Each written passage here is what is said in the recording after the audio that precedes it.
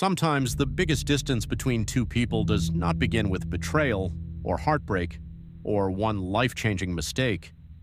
Sometimes it begins with something as small as a cup left on the table, a tiny thing. So tiny it should not matter. And yet, somehow, it does. The morning had started like every other morning. The tea had boiled, breakfast had been served. Sunlight had quietly entered the kitchen like it had done 100 times before.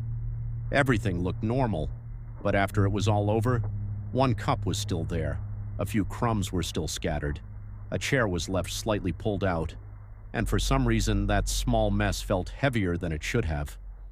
That is the strange thing about small arguments. They are rarely about the small thing itself. It is almost never just about the cup, or the wet towel, or the late reply, or the light left on in the other room. Those things are only the surface. Underneath them, there is usually something deeper that no one is saying out loud. Sometimes the real feeling is, I'm tired. I feel alone. I wish you noticed. I wish I didn't always have to ask. But people do not always know how to say these things gently, so instead, they point at the cup, the mess, the little mistake, and what could have stayed small slowly becomes heavy.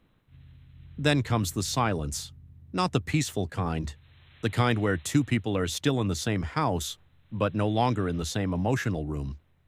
One washes dishes a little harder than usual, the other walks past without saying much. The home is still warm, but something inside it has quietly gone cold. And the hardest part is this: life does not pause just because hearts are hurting. Lunch still needs to be cooked, clothes still need folding, the floor still needs sweeping, tea still needs pouring. The day keeps moving as if nothing happened. But inside, something feels unsettled, and somehow that makes the small argument feel even bigger. Maybe that is what hurts most.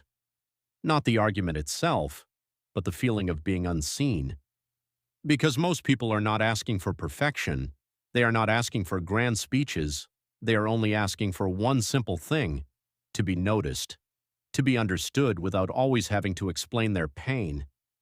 But here is the gentle truth most people forget. Love does not always disappear during conflict. Sometimes, it simply becomes quiet. It hides in small things. In the tea someone still makes for you, in the plate of food left nearby without words, in the blanket placed within your reach. No big apology yet, no dramatic moment, just care, still trying to stay alive.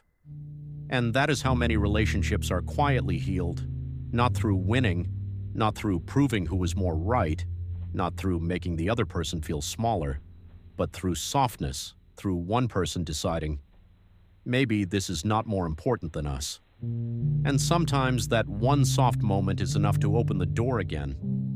So the next time life places a small argument in your hands, pause and ask yourself, is this really about the cup, the towel, the message, the mess?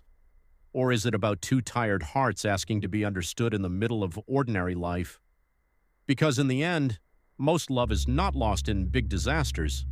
It fades in small, repeated moments where people forget to be gentle with each other.